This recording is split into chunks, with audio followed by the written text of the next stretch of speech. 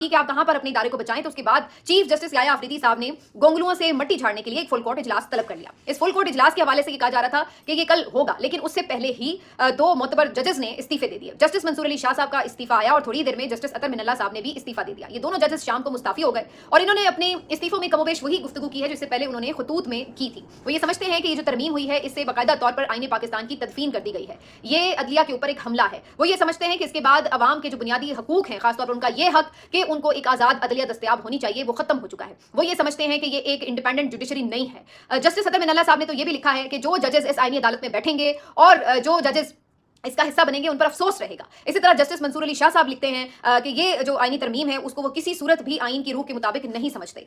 इन दोनों जज साहिबान ने ये कहा है कि उन्होंने ज़मीर की आवाज़ के ऊपर इस्तीफे दिए क्योंकि वो ये समझते हैं कि जिस आईन का हलफ उन्होंने उठाया था वो आईन ही बाकी नहीं रहा। और जस्टिस मंसूर अली शाह साहब ने अपने इस्तीफे के आखिर में अहमद फराज का अहम शेर भी लिखा है और लिखते हैं कि मेरा कलम अमानत है मेरे लोगों की, मेरे पास बाहिर अब कोई चॉइस नहीं रहेगी। ये इस्तीफों वाली ऑप्शन उनके पास पहले भी मौजूद थी, लेकिन तब उन्हें लगता था कि शायद वो निजाम में रहेंगे तो कुछ ना कुछ लड़ाई लड़ेंगे, और उन्होंने लड़ी भी। देखिए, बहुत से लोग आज इस बात पर तनकीद कर रहे हैं कि जनाब जस्टिस मंसूर अली शाह साहब तो वही जज हैं जिन्होंने जस्टिस काजी फाइज ईसा के इस कोर्ट में रहने के लिए पूरी लड़ाई लड़ी थी, उन्होंने उनका साथ दिया था। कई मौकों पर जब वो काजी फाइज ईसा साहब को ओवररूल कर सकते थे उन्होंने उनको स्ट्रॉन्ग किया। इसी तरह जस्टिस अतर मिनल्ला साहब के ऊपर भी बड़े क्वेश्चन किए जा रहे हैं कि जनाब इन जज साहब ने तो बड़ी नवाज शरीफ साहब की गारंटियां ली थी, इन जज साहब ने तो रात 12 बजे अदालत भी खोल ली थी कि जनाब कहीं मार्शल लॉ ना लग जाए, इन जज साहब ने तो बहुत से ऐसे फैसले दिए जिसके बाद ये 4-3 और 3-2 की बहस भी शुरू हुई जो जस्टिस उमर अता बंदयाल साहब के खिलाफ एक पूरी महाजर आई नजर आती थी उस वक्त। तो ये दो जजेस जो हैं वो बाकायदा हर तरह से मुख्तलिफ फैसलों में इस सिस्टम को यहां तक लाने में, इसको मजबूत करने में किसी ना किसी तरह शामिल रही हैं। अब इनकी नीयत उस वक्त क्या थी या क्या नहीं थी ये तो मालूम नहीं, लेकिन ये बात तो बहरहाल देखी जा सकती है कि इनके फैसलों का नुकसान हुआ अल्टीमेटली, और ये तमाम काबिज कुव्वतें जो हैं ये अपना मजीद कब्जा बरकरार रखने में और उसको मजीद मजबूत तर करने में कामयाब होती चली गई। लेकिन यहाँ पर ठहरिए,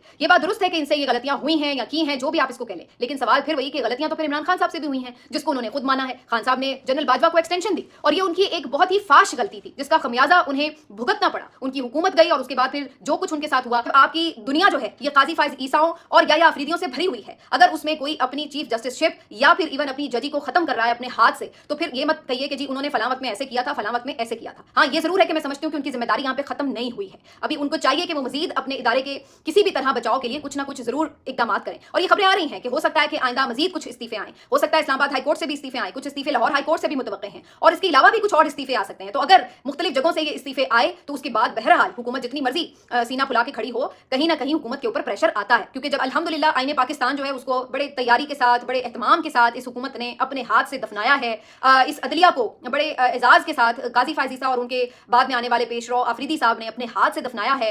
अवाम को भी मुबारक हो कि आपके मुल्क से जमहूरी आज़ादियां बिल्कुल खत्म हो चुकी हैं। अगर मेरे खिलाफ हुकूमत कोई किरदार अदा करती है, मेरे खिलाफ हुकूमत कोई कार्रवाई करती है,